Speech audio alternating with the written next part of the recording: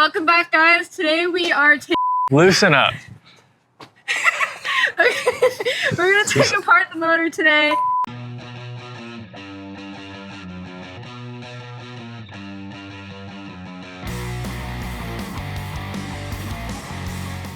All right, gangy, today we are gonna be cracking in that 5.3 that we bought on Facebook Marketplace, our lovely Facebook Marketplace.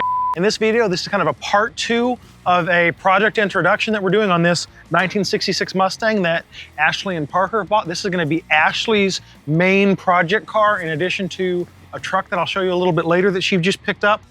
This is a 66 Mustang Coupe. They spent a lot of time and energy already putting in a Mustang 2 front suspension. We're gonna do a lot more work to this, clean up some holes in the firewall, detail and maybe shave the engine bay a little bit better than it already is. But what we're gonna get into today is gonna be the heart of this build. We are LS swapping this. It's gonna be a twin turbo 5.3 setup. We're trying to make big power with a relatively small budget, but we're trying to do so without really cutting corners. So this is gonna be a 5.3. We're gonna go with the Speed Engineering 62mm turbo kit. And there's a lot of that to come, but we have the 5.3, it's a Gen 4 block, and today we're gonna be tearing into that. Woo woo! Pray for us.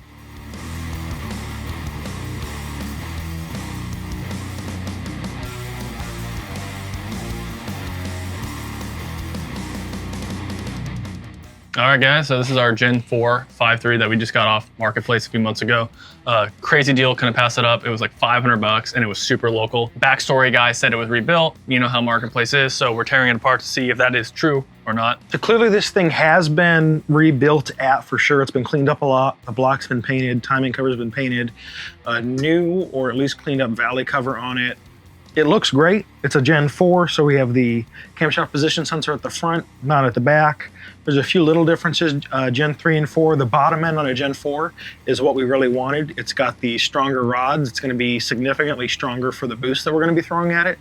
Gonna make this a much safer combination than if we were to do this to a Gen 3. We're stoked for this, but like Parker said, it's Marketplace, so we don't really trust it. We have to check bearing clearances and we have to make sure that this is gonna be super solid so that we can make 600 horsepower all day, every day for a long time to come. Yeah, right, I'm so sick. You probably could though.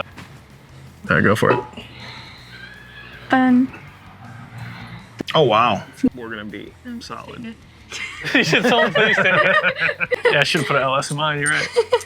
And then I'll get a video of Nick pulling this off.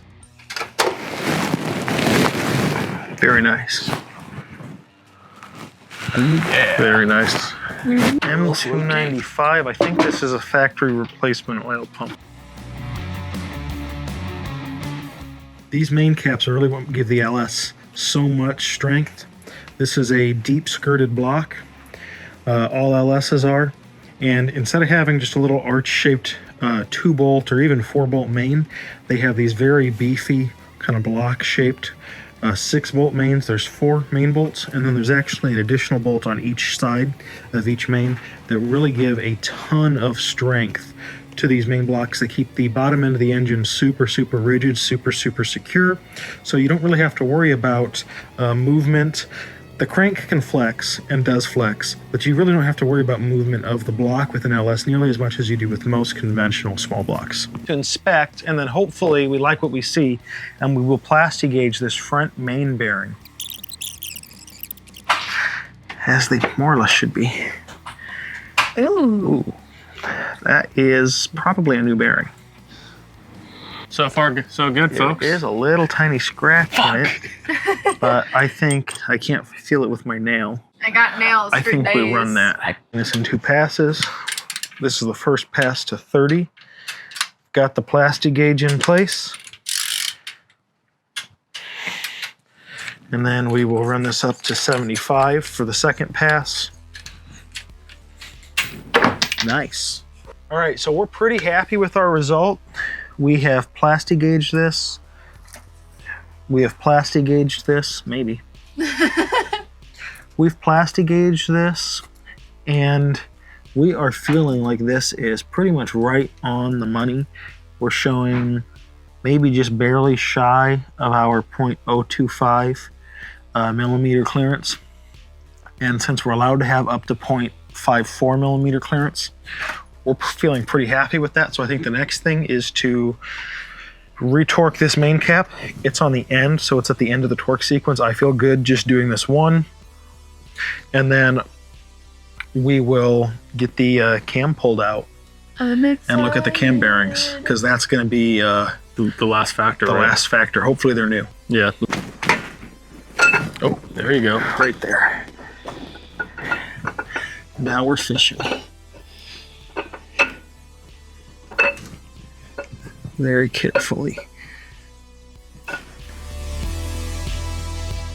It's interesting. Waddle, waddle. Waddle. Waddle, waddle. Have a very nice day. Damn, he's culture.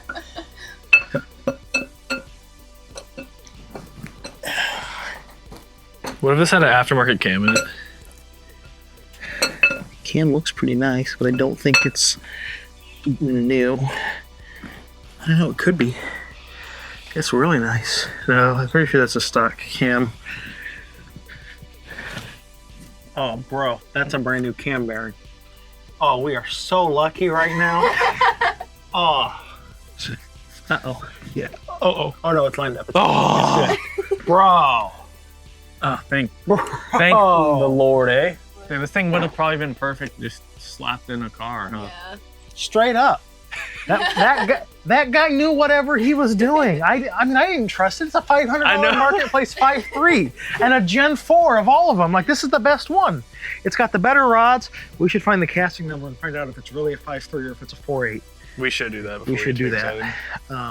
So on the search of this part number, this is a real 5.3. You didn't get scammed.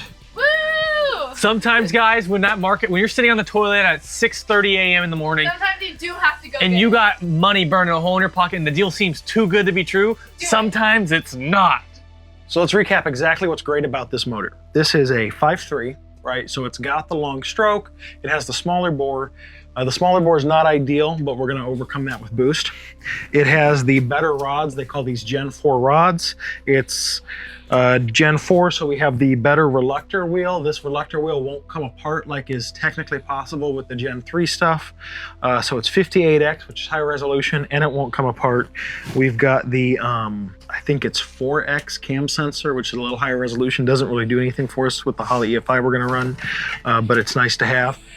So this is going to be safe to at least 650 wheel horsepower. We could probably push it a little bit further, but I'm going to encourage them not to push it any further than that so that it lives a long time. Basically, the bottom end of this should be as strong as a 6-liter, but you'd have to have more boost to make the same power because it's got the smaller displacement. Because the 6-liter will be going in my 60. Cars are not a hobby, it's a lifestyle. Yes. It really is. It really is. You can sleep in your car, but you can't drive around. The Church of Internal Combustion started here. Find yourself one that understands. Need to buy an oil pan unless we want to get the engine.